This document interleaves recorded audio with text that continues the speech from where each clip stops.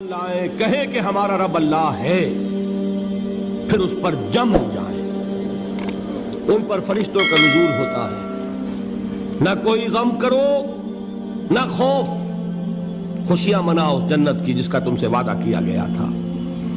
اللہ کی ربوبیت پر اطمینان جب انسان کو ہو جاتا ہے، میرا رب اللہ ہے، ربی اللہ، انسان کے لیے نہ کوئی کھٹکا، نہ کوئی خطرہ، نہ کوئی خوف، نہ کوئی حزن۔ جو کچھ ہو رہا ہے کس کے اذن سے ہو رہا ہے؟ اللہ کے اذن سے۔ اللہ کے اذن کے بغیر پتہ تک نہیں ہلتا۔ یہ کوئی اندھا بہرا مادہ نہیں ہے جس سے مجھے کوئی خوف ہو۔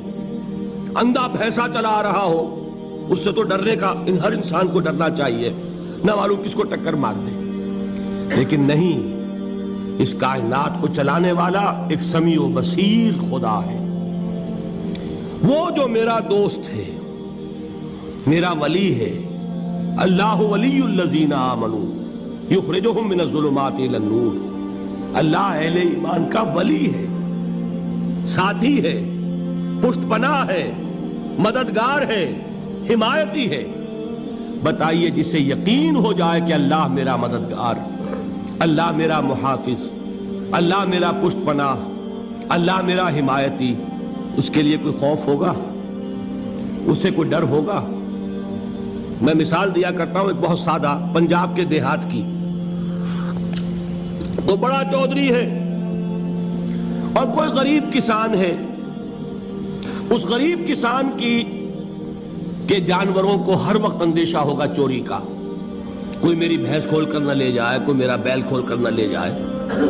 لیکن جس کے بارے میں یہ سب کو معلوم ہو کہ وہ جو بڑا چودھری ہے وہ اس کا دوست ہے، اس کی بچیا کو کوئی خوف ہوگا؟ اس کی بھینس پر کوئی ہاتھ ڈالے گا؟ اسے کوئی اندیشہ ہوگا؟ نہیں۔ کیوں؟ کہ وہ بڑا چودھری، بڑا اس کا یہاں کا سردار، جاگیردار، سب کو معلوم ہے وہ میرا دوست ہے، کوئی میرے خلاف اقدام نہیں کر سکتا۔ اس دنیا میں یہ چھوٹی سی بات اگر آپ کے دلی اطمینان اور سکون کا باعث بن سکتی ہے تو ذرا تصور کیجئے۔ میں لفظ تصور استعمال کروں گا صرف اس لیے کہ اس کا ہم جس کو کہتے ہیں ادراک اور شعور کر نہیں سکتے، اگر کے ساتھ کر سکتے۔ اگر یقین ہو کہ اللہ میرا مددگار اور یقین ہو کہ اللہ ہر آن میرے ساتھ ہے، پھر کوئی خوف؟ کس کا خوف؟ کوئی شے اللہ سے بالا تر ہے؟ کوئی قوت اس سے زیادہ طاقتور ہے؟ کوئی اس کے ارادے کو بدلنے والا ہے؟ کوئی اس کی مشیت کے آڑے آنے والا ہے؟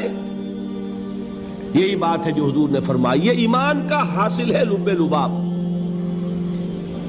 کہ دیکھو اچھی طرح اس بات کو ذہن نشین کر لو، اگر تمام انسان مل کر تمہیں کوئی نقصان پہنچانا چاہے نہیں پہنچا سکتے مگر جو کچھ اللہ نے لکھ دیا ہو، اور تمام انسان مل کر تمہیں کوئی نفع پہنچانا چاہے نہیں پہنچا سکتے مگر وہ شے جو اللہ نے طے کر دی۔ آپ پھر میں کہوں گا ذرا طاری کیجئے، اسے فرض کیجئے، اسے سوچئے۔ اگر اس حدیث پر ہمارا دل ٹھکا ہوا ہو تو کسی سے ڈر ہوگا؟ یہ مجھے نقصان نہ پہنچا دے، یہ میری رپورٹ خراب نہ کر دے، یہ میری انکریمنٹ نہ رکوا دے، یہ میرا یہ نہ بگاڑ دے، یہ میرے یہ نقصان نہ پہنچا دے۔ اس کا ڈر، اس کا ڈر، اس کا خوف، اس کی خوشامد، اس کے لیے جا کر طرح طرح سے اپنی عزت نفس کو ذلیل کروانا اس کے سامنے، یہ سب کچھ کیوں کرتا ہے انسان؟ جب سمجھتا ہے کہ اس کے ہاتھ میں میرا کوئی نفع ہے، اس کے ہاتھ میں میرے لیے کوئی ضرر ہے، یہ مجھے کوئی غضب پہنچا سکتا ہے، یہ مجھے کوئی نقصان پہنچا سکتا ہے، یہ میرا کوئی کام بنا سکتا ہے، یہ میری کوئی ضرورت پوری کر سکتا ہے، اسی کا نام شرک ہے۔